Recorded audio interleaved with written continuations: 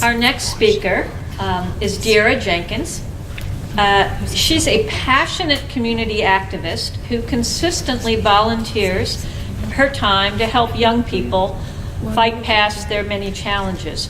She's been a Buffalo Public School educator for the past 4 years, as well as an AAU and varsity girls basketball coach. Dierra studied international business at Villa Maria College and culinary arts at Niagara County Community College. I wish she'd catered lunch. In her efforts to support the youth of Western New York, she's served as events coordinator for Girls Sports Foundation, Inc., and social media communicator for Buffalo United Front. She's currently the lead organizer for Black Lives Matter, Buffalo Chapter, and a member of Just Resisting. In her spare time, she has some, wow, with all of that, she enjoys all genres of music, cooking exotic foods, and spending time with family and friends. She lives by the quote, "The future belongs to those who prepare for it today." A quote I think we all should live by. And with that, I'm very pleased to present Dierra Jenkins.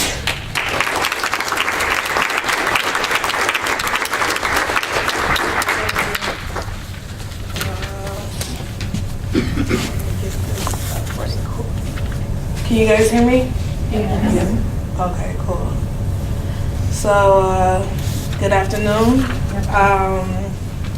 Today I'm going to be talking about reproductive justice in the Black community, what it looks like and what it could be, like the potentials it could have in our community in the future. When I was contacted to be a part of this panel, I kind of, no hesitation, responded quickly and said, no problem, sign me up. And the first person I called was my mother. And my mother is like one of the most inquisitive people I've known in the world, and that's just like shorthand talk for she's like really nosy.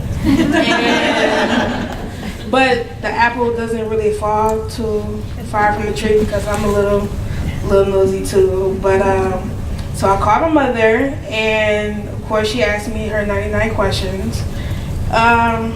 But to give her credit, she asked me a few really good, high essential questions. So I'm not sure if anyone knows what essential questions are, but an essential question is a question that's being asked of you that kind of makes you ask yourself a whole bunch of other questions, additional questions. So she asked me, the one question that kind of stood out the most was, what event in your life that took place that made you want to do this? And that event was me being in high school.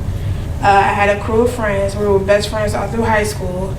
And one of my friends, she ended up getting pregnant. So lack of education in that department, she was scared. She decided to keep it a secret until, of course, she was showing.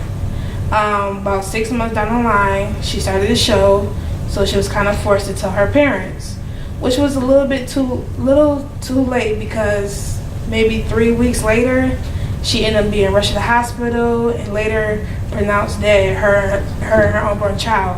So this is the one moment that I thought about when I was contacted to do this event.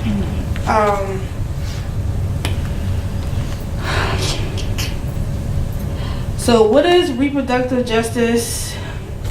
1, the woman's right to decide if and when she will have the baby and the conditions under which she will give. 2, the woman's right to not have a baby and the right to be educated on preventing or ending a pregnancy.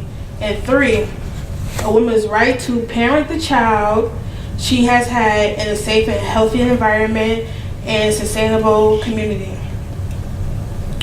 What does reproductive justice look like in the Black community? Well,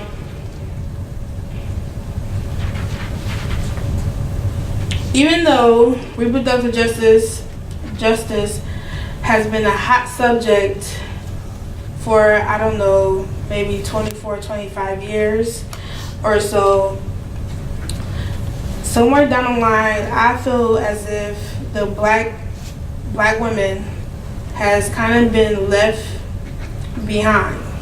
Even though we only make up less than 40% of the national population, you'll find that women are more likely to choose to have an abortion, but many will not be able to afford it.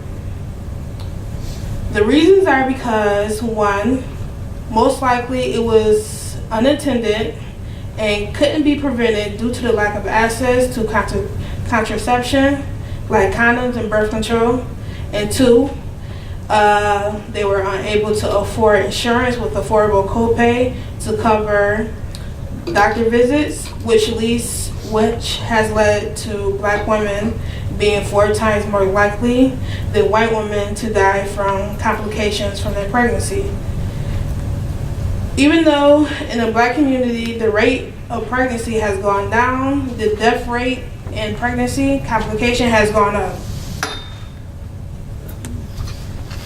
The lack of education about our choices as women is another reason why. As I think of my friend from my senior year in high school, I wonder what could have been done to prevent her death. The first thing I think about is education. So by show of hands, who went to public school for high school? Okay, and by show of hands, how many of you agree that your health class was like the worst class ever? Okay, the books were 10 plus years old. The videos they showed in class were like black and white, basically, and it was about issues that weren't really valid anymore. And I believe that if the health classes in public schools were being taught lessons about stuff that kids in that community talks about or are living through, that a lot of things, like my friend's death, could be prevented. Okay? What does reproductive justice movement in the black community look like in the future? Well, one, most black women believe in all that is women's rights and reproductive justice. This is because we women, all women, are facing the same kind of oppression.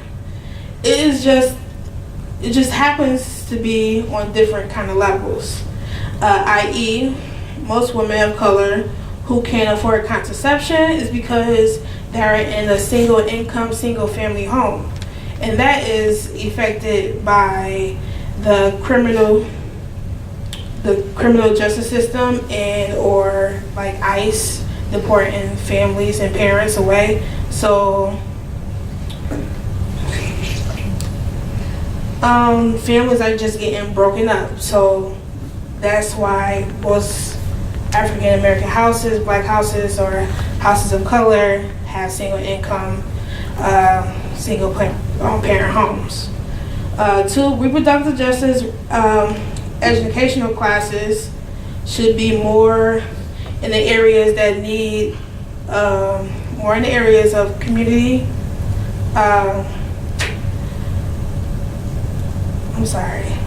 Having reproductive justice educational classes in areas women of color have easy access to will make the movement feel more all-inclusive. Number three, more than half the women on government insurance is women of color. But in many states, unlike New York, reproductive items and treatments are not covered. It would be in the best interest to lobby and change policies, for it is women's rights to have reproductive items and treatments. available to them. And this is just basic human rights. Women's rights is human rights, correct? Okay, so I really don't have, kind of nervous here. In conclusion, reproductive justice isn't something we can obtain. We have the data, we have an agenda, and all we need is the collective power. As far as Black Lives Matter in Buffalo, things that we're doing to help the community is collect hygiene kits, hygiene materials for women, and we go out into the areas that people are struggling the most, and we pass it out, like tampons, pads, washcloths, soap, etc., all types of things. And also, I've been talking to schools and the psychiatrists in the school buildings, because every school has one.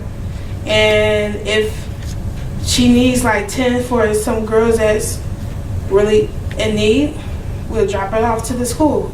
So this is like just some things that we're doing in Buffalo, and that's it. That's great. Thank you.